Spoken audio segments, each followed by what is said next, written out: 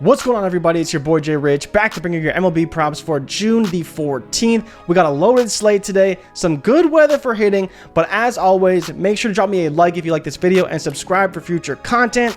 And make sure you check out PrizePicks. Promo code WAKEUP gets you a 100% deposit match up to $100. But let's not waste any more time. We got all the promos out of the way. Let's get into the plays for today right now. So we're starting with this list of guys: Randy Arozarena, Marcus Simeon, Bobby Witt Jr., Jake Cronenworth, Jose Ramirez, Jordan Alvarez, and Byron Buxton. Great list, a lot of good players today. We'll start right at the top with Randy Arozarena up against Gerrit Cole. Which Gerrit Cole are we getting today? Are we getting 5 home run Gerrit Cole? Or are we getting the lights out ace Gerrit Cole up against the Tampa Bay Rays today? I don't know, and that's what makes playing Arozarena really tough. Now, PrizePicks is giving us a line of only 4.5, which is great. Like, love that line of 4.5. No complaints there. It's an easy number to hit. Last time he played Gerrit Cole, he had an RBI single. Boom, cash, no problem. But again, do we believe that Gerrit Cole is going to be good? Do we want to stay away because Gerrit Cole could be really good? And that's just kind of where I'm at. Love Arozarena, love the talent. He's been playing extremely well, 11.33 over his last 14 and 12 over his last 7. But at the end of the day, I have to be cautious with my money. And if you're tailing with your money, and let you know that Cole can put in a spectacular performance. And that's one of the reasons why I'm not all the way bought in up against Gerrit Cole. You see, he does bat 182 against him. He does have that RBI single in their previous meeting, which I believe was like a few weeks ago. So I'm not completely shocked if he does go over. You know, he's averaging over hit per game, 2 total bases per game, you know, over half a run per game, and almost an RBI per game. He's in great shape. So I don't hate the play, but I think there's better ones on the board. If you want to flex into Arozarena, I don't mind it. Now let's get into Marcus Simeon and Jake Cronenworth. I'm going to talk about them both together because both are coming off 3-hit games in their last game, but both have been very hot or cold. You know, in their last 14 days, they're performing really, really well. Tons of hits, went on a crazy hot streak, but then since then, they're kind of been on one game, off another game. Some over games, some games where they haven't been overly consistent, and that's one of the issues I have for both these guys.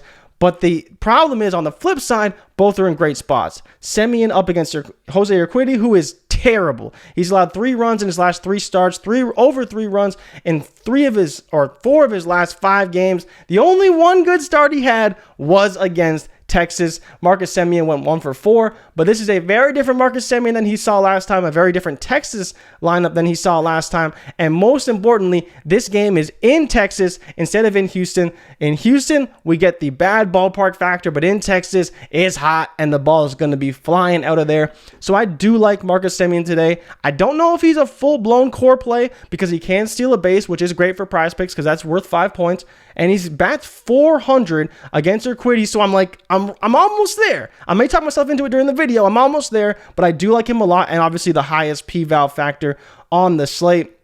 And just for people who doesn't know what that's about, basically weighing the P-Val factor for hitters versus that said pitcher, and it's weighted by how often they throw said pitch. So again, he's positive all across the board, and I do like that, you know, a little bit on the cutter department, but I'm not too worried about that overall. I like Marcus Simeon today. I think he's a good play. I don't know if he's going to be a core play, but he's a good play for sure.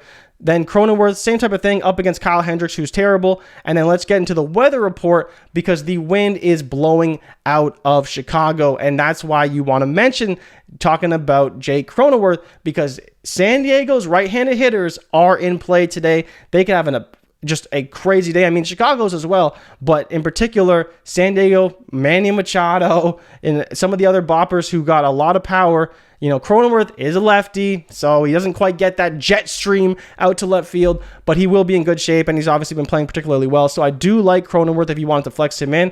And then if you wanted to go for a full game stack, Pitt St. Louis, I mean, we may see a lot of runs. I like the first game more personally. I like St. Louis up against JT Brubaker because he's not as good of a pitcher. But again, if you want to go after those games, really, really good game environment, Pitt and St. Louis. I do have the over in both those games. And I took a Goldie bomb, but, you know, we'll see what happens. He didn't quite pop in the model. That's why they didn't make the short list, but I do like them overall, and so I wanted to mention it.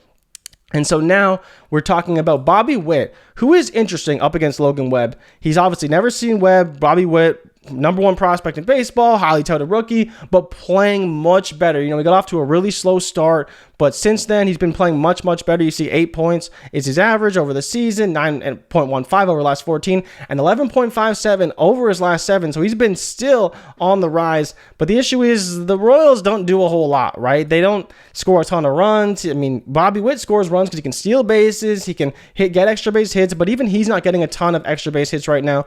Logan Webb has been fine, but he's a pretty good pitcher. So if he's on, that's where not just Bobby Witt will have issues, but Kansas City will have issues with him.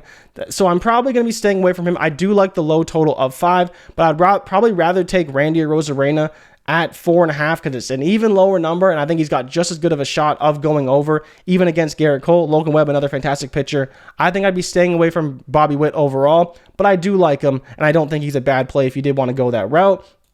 Then let's get into Jose Ramirez, who is on fire right now. He's got a hit in his last 5 games. He's got a run in his last 5 games. He has an extra base hit in 4 of his last 5 games, and he has an RBI in 4 of his last 5 games.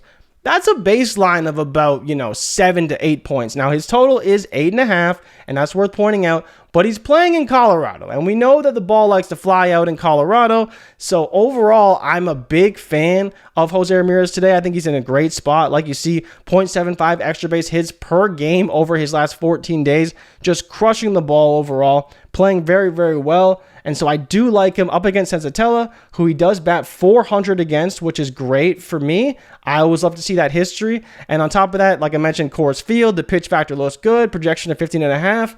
I like Jose Ramirez. It's a super high total. It's not easy to get there. You may need multiple hits. You need your team to come through for you, help drive you in, have guys on bases so you can drive them in. Or maybe he just hits a home run and says, forget it, I'm going to do it on my own. And that's fully possible with Jose Ramirez. Another reason why I do like him a lot. So I do like Ramirez and think he's in great shape. He is definitely a core play today. And then you talk about Yordan Alvarez, who I do like as well. Again, in Texas, he's been a little bit on and off. He was good yesterday. The issue is that no one was on base and nobody drove him in. He had 2 hits. He hit this 8 threshold, and I told a few people to play him, but he was 8.5 yesterday. But today he's up against Dane Dunning, who is pretty good. He's a guy who can put up a gem and can pitch particularly well. He can get strikeouts at times, so he's not a bad pitcher by any stretch. This 1-1-3, not quite neutral, probably a little bit favorable for Yordan a little bit. And most importantly, the pitch value factor, I absolutely love for Yordan Alvarez. You see if he throws him the changeup, he's in a favorable matchup. You see also the fastball, another favorable matchup. So I do like Yordan a lot. I would be pairing Jose Ramirez and Yordan Alvarez for sure. And I think those are going to be the 2 guys I want to build around overall. And then let's talk about Byron Buxton, who is just tearing the cover off the ball right now. He hit a massive home run yesterday. He hit 2 home runs a few days before that. He's just on an absolute tear right now. I don't know if I want to play him against Logan Gilbert. I think he's got a great shot of going over. You see the pitch value number. You see he's only got a projection of 7, which is fine. It's totally fine. He's in great shape. He's got a good shot. I don't mind it. I think he's looking really good right now. I just don't know if I'm ready to take him. He's kind of home run or bust in a lot of ways with the way he's playing right now, but he's been playing phenomenal. Like, don't get it wrong. He's been playing phenomenal. He can steal a base. He can go for extra bases. He's got tons of power. Carlos Correa is hitting very well behind him. Luis Reyes is hitting very well ahead of him. So there's lots of things to like about the Twins offense, and up against Seattle, who isn't playing particularly well right now. Don't mind Byron Buxton at all. I think the only real fade is Bobby Witt. I don't think I want to go there. And then Arozarena is kind of like a maybe right now. But I think I'd be building my PrizePicks plays around Jose Ramirez or Yordan Alvarez. Because of their higher totals, I maybe wouldn't take both of them together. But if you want to, I would say it's just a little bit riskier having 2 really high total guys in there. But I don't hate it overall, and I do like both guys as core plays. And I'd probably build them in with Marcus Simeon and Jake Cronenworth because I think both are in great matchups.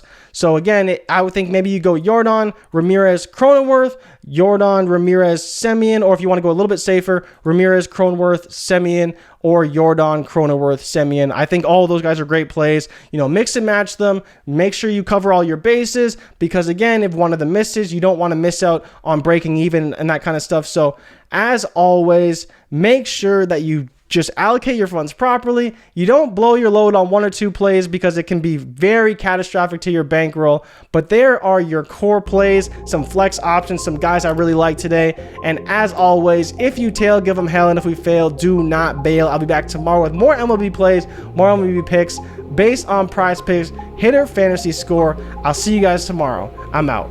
Peace.